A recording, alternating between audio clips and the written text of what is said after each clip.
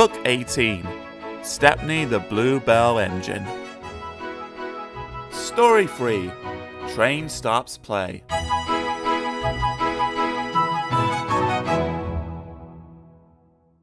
"You are very lucky engines," said Stepney. "Your branch has got everything. It's long enough to give you a long run, and you have plenty of passengers. Then you've a quarry, a mine, and some factories, so you need plenty of trucks. Trucks are fun," he went on wistfully. "I missed them on our line." Percy looked surprised.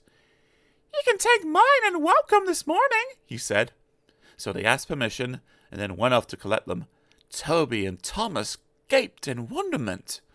Stepney took his trucks to the harbour, picked up a load of empties, and started back. On the way, they were stopped by a signal near a cricket field, where a match had just started. They settled down to watch. Presently some fielders came towards them and waved. "Could you move, please?" they asked. "Your last few trucks are behind the bowler's arm." "Sorry," smiled the driver. "Will this do?" And he eased Stepney forward till he stood under the signal.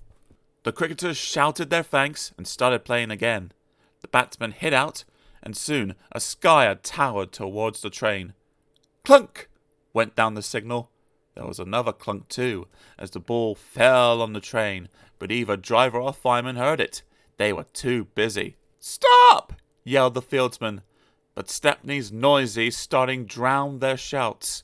Come along," he puffed to the trucks, and left the frantic fieldsmen behind.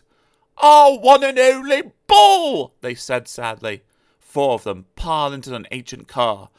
"Wake up, Caroline," they said. Caroline coughed crossly, reluctantly came to life, and they rolled out onto the road. Stepney wasn't hurrying.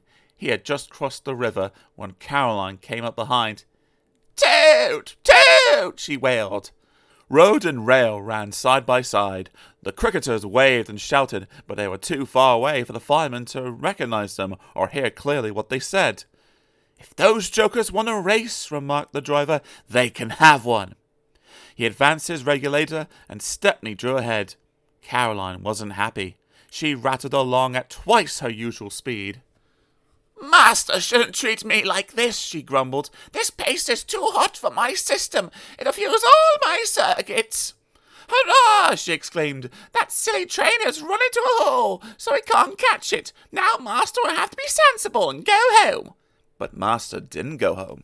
Caroline nearly boiled with fury when he made her climb a steep hill and run down to the station on the other side. Caroline arrived just as Stepney had shunted the trucks. His crew were going off duty. The cricketers explained what had happened. The driver and fireman were surprised. "Did you say the 3rd truck from the van?" they asked. They all went and looked. The ball was there, nestling under some straw.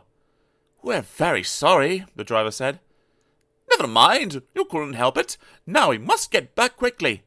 "That's just it," said the driver. "You'll never be quick in Caroline. She looks worn out." "Wait a minute," he went on. "I've got a plan." The driver spoke to the station master and signalman. Then they rolled Caroline onto a flat truck and coupled a brake van behind. The cricketers got in, and Stepney pulled the train. They reached the field in no time.